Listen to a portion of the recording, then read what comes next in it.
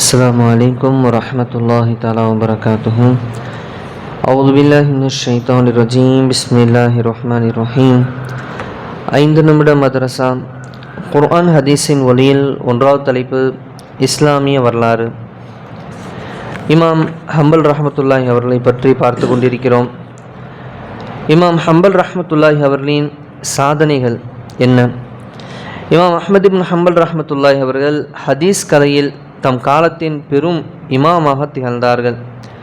இவர்கள் காலத்தில்தான் முஅத்தஸிலா என்ற பிரிவினர் குர்ஆன் ஒரு படைப்பு என்ற பிரச்சனையை கிளப்பினார்கள். தமக்கு ஆதரவாக அன்றைய ஹலீஃபா மாமுன், முஅத்தஸிம், வாசிக் போன்றோரையும் சேர்த்து கொண்டனர். இவர்கள் வாதம் குர்ஆன் படைக்கப்பட்ட ஒரு பொருள் என்பதாகும். இந்த குழப்பவாதிகளின் சூழ்ச்சி பற்றி இமாம் ஹம்பல் ரஹ்மத்துல்லாஹி அவர்களுக்கு எதுவும் தெரியாது. எனவே அவர்களின் கருத்துக்கு எதிராக குர்ஆன் படைப்பன்று, அது இறைவனின் வார்த்தையாகும் என்று தீர்ப்பளித்தார்கள். இதன் காரணமாக அரசாங்கத்தால் கைது செய்யப்பட்டு காலில் விலங்கிட்டு உடல் சல்லடையாகும் அளவுக்கு சாட்டையடி கொடுக்கப்பட்டது. உயிரே போனாலும் உண்மையை உரைப்பேன் என்று உறுதியாக இருந்தார்கள் இமாம். இவ்வாறு துணிச்சலுடன் உறுதியாக இருந்ததால் முஅத்தஸிலா என்ற பிரிவு சுவடு தெரியாமல் அழிந்து போனது. இமாம் ஹம்பல் ரஹ்மத்துல்லாஹி அவர்கள் ஹிஜ்ரி 241ஆம் ஆண்டு ரபியுல் அவ்வல் மாதம் வெள்ளிக்கிழமை அன்று தமது 77ஆம் வயதில் வஃபாத்தானார். அன்றைய காலத்தில் பெரிய ஒரு குழப்பம். பெரும் இமாம்கள், திறமைமிக்க மிகப்பெரிய மார்க்க பற்றாளர்கள் இந்த கேள்வியை கேட்டு அநியாயமாக அவங்க எல்லாத்தையுமே சிறப்பிடிச்சுக்கிட்டு இருந்தாங்க. ஏன்னா அந்த காலத்தில் எதிரிகள் தொல்லல, உள்ஃபித்னா, இதெல்லாம் உள்ஃபித்னா.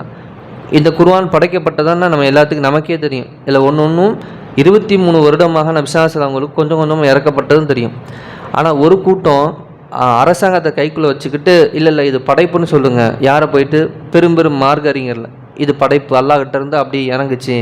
எது போன்று நம்ம மூசா நபிக்கு எப்படி போய் தௌராத்தை வாங்கிட்டு வந்தாங்க மலை மேலே போயிட்டு, அதுபோல் என்பதாக கூற சொல்லி ரொம்ப வற்புறுத்துனாங்க.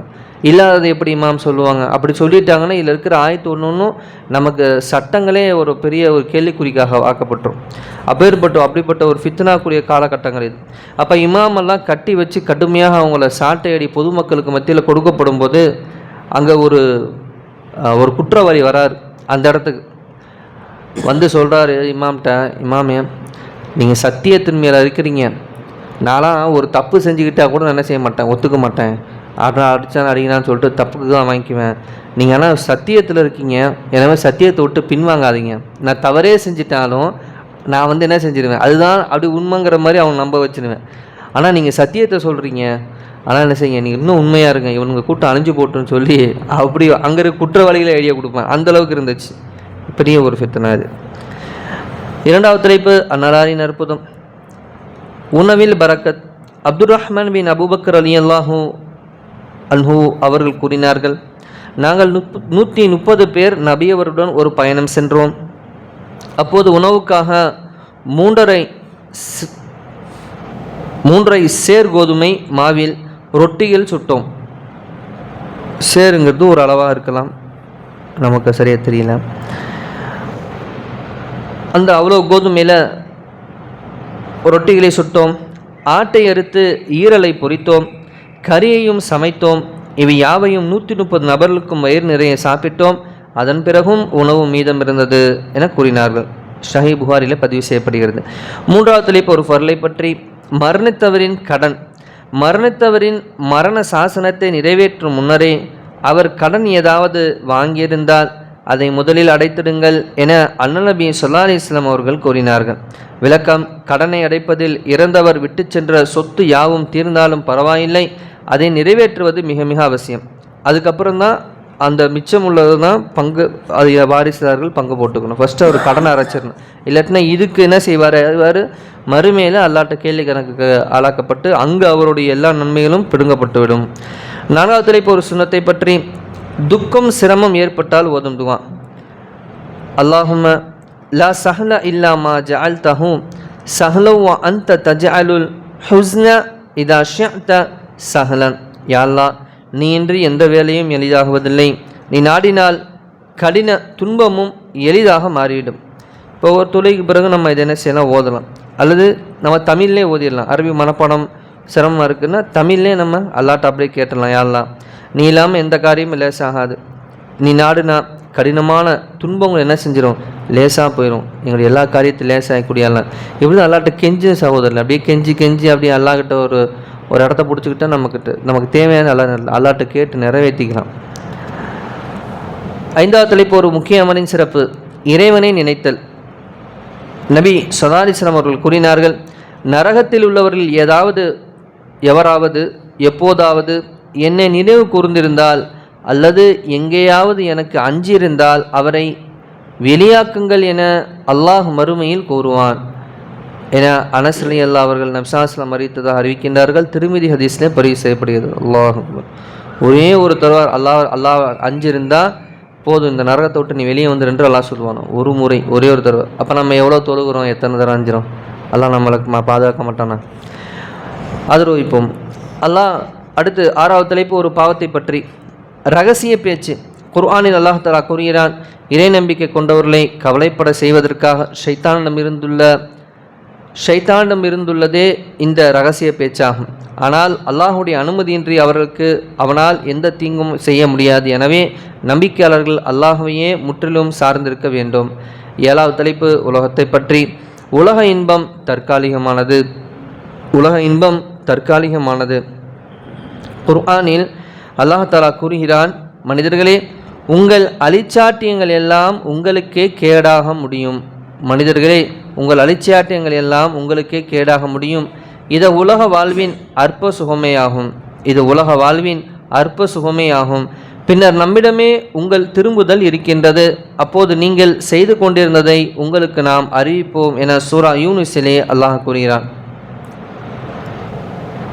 இப்போ அற்ப சுகம்னு நம்ம எதில் இருக்கிறோமோ கொஞ்சம் நல்லா அமல் செய்யக்கூடிய ஒரு பொசிஷனில் இருந்துட்டு அப்படியே காலத்தை கழிச்சிட்டு போயிடணும். இதுதான் நிம்மதியான வாழ்க்கை.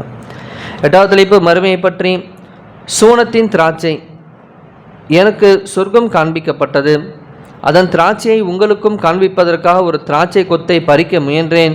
அப்போது எனக்கும் அந்த திராட்சை கொத்துக்கும் இடையே தடை ஏற்பட்டது போது பட்டுவிட்டது என்பதாக நபி ஸல்லல்லாஹு அலைஹி வஸல்லம் அவர்கள் கூறிய போது, ஒருவர் யார் ரசூலுல்லாஹ், திராட்சை பழம் எவ்வளவு பெரிதாக இருந்தது என வினவினார்கள்.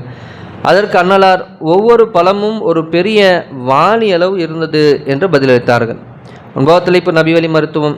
இஸ்மது சுர்மாவின் பலன். சுர்மாக்களில் சிறந்தது இஸ்மத்து சுர்மாவாகும். இது கண்ணொளியை அதிகரிப்பதுடன் இமை முடிகளை வளர செய்கின்றது என்பதாக நபி ஸல்லல்லாஹு அலைஹி வஸல்லம் அவர்கள் கூறினார்கள். 10வது தலைப்பு அன்னலாரின் அறிவுரை. நபி ஸல்லல்லாஹு அலைஹி வஸல்லம் அவர்கள் 7 விஷயங்களை பணித்துள்ளார்கள். 1வது நோயாளி நலம் விசாரித்தல், 2வது ஜனாசாவின் பின் செல்லுதல், 3வது தும்மியவருக்கு பதில் கூறுவதற்காக அல்ஹம்துலில்லாஹ் என்று சொல்லுதல், 4வது பலவீனர்களுக்கு உதவுதல், 5வது அநீதம் இழைக்கப்பட்டோருக்கு உதவுதல், 6வது சலாமை பரப்புதல், 7வது செய்த சத்தியத்தை நிறைவேற்றுதல். நபி ஸல்லல்லாஹு அலைஹி வஸல்லம் அவர்கள் 7 விஷயத்தை அறிவுரை செய்தார்கள். 1வது நோயாளியை நலம் விசாரித்தல், 2வது ஜனாசாவின் பின் செல்லுதல், 3வது தும்மியவருக்கு பதில் கூறுவதற்காக அல்ஹம்துலில்லாஹ் என சொல்லுதல், 4வது பலவீனர்களுக்கு உதவுதல், 5வது அநீதம் இழைக்கப்பட்டோருக்கு உதவுதல், 6வது சலாமை பரப்புதல், 7வது செய்த சத்தியத்தை நிறைவேற்றுதல். பாருங்கள், இதில் பலவீனர்களுக்கு உதவி செய்தல் வருது பார்த்தீங்களா? இதில் நம்ம எந்த அளவுக்கு நம்முடைய செல்வங்கள், நம்முடைய சேகரிப்பை அல்லது நம்முடைய உழைப்பு போடுறோமோ அந்த பலவீனரில் கண்டறிஞ்சு அந்தளவுக்கு நம்மள்ட்ட இருக்கிற முசீபத்துகள் ஓடி போயிடும். முசீபத்தும் ஓடிடும், செல்வம் பெருகும். இந்த 2 விஷயமும் எதை கொண்டு நடக்குதுன்னு கேட்டால், பலவீனர்களுக்கு உதவி செய்கிறதுல அல்லாஹ் உதவி செய்கிற அடியான் மேலே அளவு கடந்து அதில் செய்கிறான். ஊரில் ஒருத்தர் ரொம்ப கஷ்டப்படுறாங்க, பார்த்தாலே தெரியும் அந்த ஃபேமிலி பாவம், எதாவது கொடுத்து ஹெல்ப் பண்ணணும். அப்படி மட்டும் உங்களுக்கு நல்லா ஐடென்டிஃபை பண்ணிட்டீங்க அப்படின்னு சொன்னால் உங்களுடைய ஏன்னா கொடுக்கணும்னு நாடிட்டு அவங்க வீட்டில் கொண்டு போய் மாதம் ஒன்று சேர்த்துட்டா ரொம்ப பிரயோஜனம். அந்த கொடுத்தலில் நம்மளுடைய இந்த நோய் சம்மந்தப்பட்ட எல்லா முசீபத்துக்கும் அடிச்சுக்கிட்டு போயிடும். நம்ம வீட்டில் எதெல்லாம் எல்லாம் ஆக்கி எதெல்லாம் நம்ம தக்தீர்லேயே இருக்குன்னு வச்சுக்கோங்களேன், எல்லாம் தக்தீரை கூட எல்லாம் மாற்றிடுவான். அதே மாதிரி இப்படி கொடுக்குறவங்களுக்கு எல்லாம் என்ன செய்வான்னா செல்வத்தை எல்லாம் பெருக்குவான். நம்ம பண்ணுற பிஸ்னஸ்ஸு ஸ்ட்ராட்டஜியே இல்லாமல் பண்ணலாம், இல்லை ஏதோ ஒன்று சும்மா பண்ணிகிட்டு இருக்கலாம், பார்த்தா அல்லா அதில் காசு அவ்வளோ அள்ளி தருவோம். ஏன்னா அது அல்லாஹ்வுடைய கையில் இருக்குது. இது 2மே இந்த விஷயத்தில் கிடைக்கும். வல்லல்லாஹ் எந்த நிலைமை கேட்டமோ அதன்படி நல்லமல் செய்யக்கூடிய பாக்கியத்தை வல்லல்லாஹ் நாம் அனைவருக்கும் தந்தல் புரிவானாக. நபி ஸல்லல்லாஹு அலைஹி வஸல்லம் அவர்கள் எந்த விஷயத்தையெல்லாம் செய்ய வேண்டும் என்று பணித்தார்களோ அதையெல்லாம் கடைபிடிக்கக்கூடிய பாக்கியத்தை வல்லல்லாஹ் நம் அனைவருக்கும் தந்தல் புரிவானாக. கலிமாவுடைய வாழ்க்கையை வாழ்ந்து கலிமாவுடன் மரணிக்கூடிய பாக்கியத்தையும் வறுமையிலேயே ஜன்னத்துல் ஃபிர்தௌஸிலே பெருமானாருடன் இருக்கக்கூடிய அங்கிருந்து அல்லாஹ்வை காலை மாலை பார்க்கக்கூடிய பேசக்கூடிய பாக்கியத்தையும் வல்லல்லாஹ் நம் அனைவருக்கும் தந்தல் புரிவானாக. சுப்ஹானல்லாஹி பிஹம்திஹி சுப்ஹானக்கல்லாஹும்ம பிஹம்திக அஷ்ஹது அல்லா இலாஹா இல்லா அன்த அஸ்தக்ஃபிருக வ அத்தூபு இலைக். ஆமீன். ஹைரி சுப்ஹான ரப்பிக ரப்பில் இஸ்ஸத்தி அம்மா யசிஃபூன் வ ஸலாமுன் அலல் முர்ஸலீன் வல்ஹம்துலில்லாஹி ரப்பில் ஆலமீன். ஸல்லல்லாஹு அலா முஹம்மது ஸல்லல்லாஹு அலைஹி வஸல்லம் ஸல்லல்லாஹு அலா முஹம்மது ஸல்லல்லாஹு அலைஹி வஸல்லம் ஸல்லல்லாஹு அலா முஹம்மது யா ரப்பி ஸல்லி அலைஹி வஸல்லம். அஸ்ஸலாமு அலைக்கும் வரஹ்மத்துல்லாஹி தஆலா வபரகாத்துஹு.